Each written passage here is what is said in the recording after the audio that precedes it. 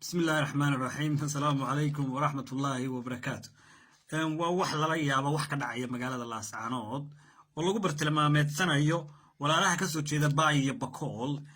iyo beesha Jareerweyn marna maba aha wax la yaabo waa wax muddo soo dhacayay oo gobolada Sool Sanaag iyo Cayn Madaqada ka dhacayay muddo dheer ismadii gobolada ka soo jeeday oo Sool Sanaag iyo Cayn sida Garaad Salmaan Garaad Maxamed oo nin waayeela oo gobolka laga jecel yahay hadda Laascaanood ma tagi karo hadduu tago ama waa la xidhi ama waa la dili haddii loo naxariistana wax laga yaabaa in la masaafuriyo sidoo kale Garaad Jaamac Garaad Cali oo xagga awow tirsiga marka la eego Soomaali dadka ugu madax dhaqameed cimriga xagga marka laga eego ugu fog ah oo 20 awow iyo ka badan garaad soo ahaa oo madax dhaqameed oo nin nabadeeda oo mas'alaxada Soomaalida ka shaqeeya ba gobolkiisa iyo gurigiisa laga caydiyay oo musaafiris kaga maqan muddo 15 sano ku siman ka qiyaas qaado 2007 ilaa xilligan uu joogo ismadii kale oo gobolkaas sida Suldaan Saciid Boqor Cabdullaahi garaadadii kale oo mashqarale oo Garaad Cabdisalaande dhammaantood waxay kaga maqan yihiin masaafirinta noocaas marka qisadani waa qisa marna la yaab leh waxaan u leeyahay marna aan la yaab lahayn oo muddo soo dhacaysay aad baan uga xunnahay haddaan nahay reer Sool Sanaag iyo Cayn waxaas dareenka ay qabaan dadka noocaasi baan la qabnaa dhibka ay qabaan bal annageeba nagaga xanuun badan tahay sidaan dareemayo saraakiishii SNM baa hawshan fulinaysa Muuse Biixi baa ugu horeeya Maxamed Kaahin baa ku xiga waxa ku xiga ninka la yiraahdo Hebelka Dabagale oo taliyaha booliiska maamulka Hargeysa waxa ku xiga Waran Cadde oo hadda ka horna dad qaxoontiye barbare ku xanibi jiray dadkii oo halka ku rafaadin jiray taladana isaga dadka gooyay inuu kamid yahay isaga Hargeysa hadda kaga madaarayay waxa kaloo kamid ah dadka dhibkan geysanaya nin 80 jir in ka badan da'diisu ay dhaafsiisan tahay oo nuuxtaani la yiraahdo oo saraakiishii ciidamada qalabka siday kamid ahaa oo aqoonta la baray ee militariga iyo janarnimada la siiyay ku qaatay maalkii iyo cashuurtii ummadda Soomaalida oo wax lagu baray oo ilaa 1991 joogay Hargeysa la xamar joogay oo ka qayb ahaa in Hargeysa la duqeeyo miiska saraakiishii markii la xukumayay joogay oo ogaa oo waxna ka qaban kuna faraxsanaa intii ka dambeysay hadda burburkana colaada noocaas ku jira oo qayb ka ahaa oo farihiisa laga helay inuu qayb ka yahay ceelaf weyn wixii ka dhacayay oo dhibaatada habar jecel iyo Sacad Yunis inuu xabad isugu dhiibo ka shaqaysiinayo waday oo hadda doodida dhibka ka dhacay ninka ku lug yeeshay oo qayb ka ahaa oo hubka isugu dhiibay dadka deegaankaas kamid oo xagga hawdka waxyaabo ka dhacay farihiisa laga helay inuu qayb ka yahay oo hadda qori ka ku qaxinaya dadka shacabka ah ee koonfurta Soomaaliya ka yimi waa ninka la yiraahdo nuuxtaani saraakiishii SNM oo 1982 markii Ingiriis iyo Amxaaro migista Highland Maryan ay sameynayeen SNM ay jib ku rideen Soomaali isku jabiya oo aragti kale oo taa lagu xiray iyo jibka beriga ku dhexlumay waxaan ahayn garanayn kan dil waxaan ahayn aan garanayn oo idinku jeebkiina buuxsada oo ilmihiina korsada waxaan ahayn iyo siyaasad iyo falsafad inta dhaafisan aan aqoon baa waxa ka dambeeya ra'yi reer waqooyi qabana maaha ra'yi Hargeysa iyo shacabka waqooyi qabana maaha hase yeeshee waxyaabaha ay daleysanayaan ama marjaca ay ka dhiganayaan loo noqonayo waxa kamid ah Ingiriis baa Cali Ficiis ahaado xuduud wuxuu dhigay Garowe iyo Laascaanood war hadduu dhigay Ingiriis iyo Talyaani baa waxay ku heshiiyeen anna inta gumayso anna intana gumaysanaya Soomaalina dib bay u geysteen Soomaali waa ka dagaalantay waa iska saartay dawlad bay ka noqotay dawladii nasiib darro way naga burburtay nin waliba gobolkiisa inuu aamino oo dhisto oo Soomaali la wadaago ra'yiga oranaya goboladan Sool Sanaag iyo Cayn qabaan aragtidaasayna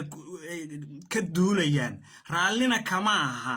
in wiil Soomaaliyeed inta gobol kale laga soo raro qori loo soo dhiibo oo loo yacday gabadhay laga soo diro inuu ku dhinto Sool inuu ku dhinto raalli kama nihin madaxda reer Sool iyo dadkaasi waxay dulqaad baan aad u muujinay waxaan jeclaysanay in si nabdoon oo wanaag ah oo walaalnimo ah inay ciidamada maleeshiyaadka Hargeysa laga keenay saraakiisha SNM dabada ka riixayso in si nabdoon loogu celiyo guryahoodii baan aad u jeclaysanay علي خليف بقى وقت بدن جليي وجد والبلا فريستي heshiisyadu la galayna waa la ogyahay inay qashinka lagu daray isagoo quus ka taagan baa waqtigii ilaahay u keenay oo u dhintay allahu raxmado waqti badan baa iyo la geliyay in nabad iyo wanaag ay ciidamadaas meesha lagaga celiyo baasha cali jaamac baa waqti geliyey oo shirar la galay oo heshiisyo la saxeexday oo lagu ballan furay oo isagiina la casilay oo aan cidina maanta hansal ka qaadayn oo hadduu isagu nabad galo oo aan laba dilin buuba bilowgu caana shubatay waxa ka dhacaya magaalada laascaanood dadka sool iyo sanaag iyo cayn iyo daraawiishtu raalli kama aha mana aqbalayno goonistaagga hargeysa laga sheegayo wuxuu nagu yahay dhalanteed baanu aragnaa waaba yahayba dhalanteed iyo riya maalmeed buu nala yahay ma aqbalayno dadka gobolkan sool sanaag iyo cayn dad u loodsamaya oo u laylyamaya maamulka hargeysa inay xabad ku muslimayaan oo dadkaas sool iyo sanaag iyo cayn ay khasab kaga dhigaan oo somaliland baan la yiraahdaa oo waa la go'aynaa inay dhacdo waa haddii qoraxda xagga kale ka soo baxdo saasaa ka fudud inay qoraxdu bartay u dhacdo intay ka soo baxdo haddana u dhacdo bartay ka soo baxdo taasaa ka dhow waanu idinka digaynaa war caqligu ha shaqeeyaan leenahay suuragal maaha taariikhdu waxay xusaysaa sool sanaag iyo cayn dadkaas inay dad mayal adag oo aan aqbali karin waxyaabahaas yihiin iskama leeyihiin British Library orotag waxa ingiriisku qiraya dadkaas inaysan u loodsamaynin gumaysi dhow iyo misisha toona waxaan leenahay ka celiya weelasha Soomaaliyeed aad ka soo madal hufiseen guryahoodii ee aan tababarka ciidan lahayn ee aqoonta diin iyo mid maadi lahayn ee laascaanood afarta koonaynta laga dhigay gunnada yar iyo bariiska yar iyo saliidda lagu siiyo ee ayagii caafimaad darrada iyo nolol darrada ku qaba wiilasha meesha ka celiya oo ka celiya baan leenahay islam hadaati hadday dinaan celin qasaaraha ka dhasha meesha idinka qaadi doona qasaarihii ka horeeyay oo kan la qaxinaya dadkana idinka qaadi doona wixii ka sii horeeyay oo dib aad meesha ka geysateen waa la idinka la xisaabtami doona biidnillaahi kariim gobolka waa la idinka xoreyn doona hadda islamtihiin iyo waxa la shaqeynayaba waa la idinka saari doona waxa dhici doonta in dadka maanta laga qaxiyay ay si nabad ugu noolon doonaan oo si nabadgelyo ah ugu soo noqon doonaan baa dhici doonta wayna iman doontaa biidnillaahi kariim waxaan ugu baaqayaa Soomaalidu inay arrintan darsaan oo ogaadaan gacanna naga siiyaan saanu uga saari lahayn jabhadda eedsan gobolkaas uga saari lahayn dadka sool sanaag iyo cayn waxa la gudboon inay SNM iska saaraan u midoobaan daawadiinu wax kala maaha daawadiinu waa inaad taladiina iyo masiirkiina iyo noloshiina iyo caafimaadkiina iyo horumarkiina iyo xadaaradiina idinku ka talisaan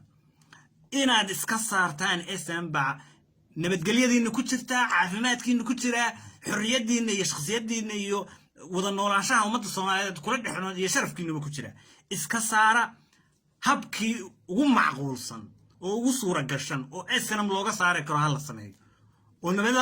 nabada oo hadday dhici weydo isdifaaca